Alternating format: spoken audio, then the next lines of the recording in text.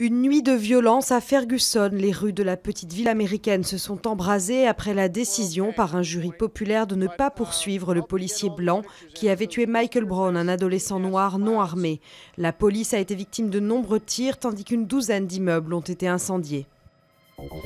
Visite éclair du pape en France. François est à Strasbourg pour quelques heures seulement pour rencontrer les instances européennes.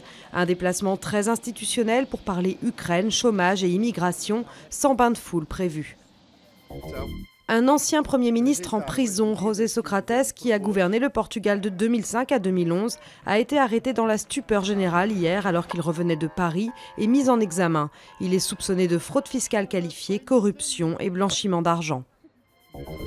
121, c'est le nombre de femmes mortes sous les coups de leurs compagnons en 2013 en France. Pour lutter contre ce fléau de la violence conjugale qui touche 216 000 femmes, le gouvernement veut systématiser le dépôt de plainte.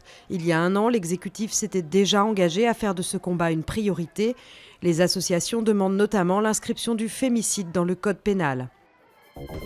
Une vente très grand public pour un palace très chic. Le Bristol a mis aux enchères des centaines de lots allant de 20 à 700 € à l'occasion de sa rénovation. De la porcelaine, des rideaux, des lustres ou encore des salières gravées au nom de l'hôtel.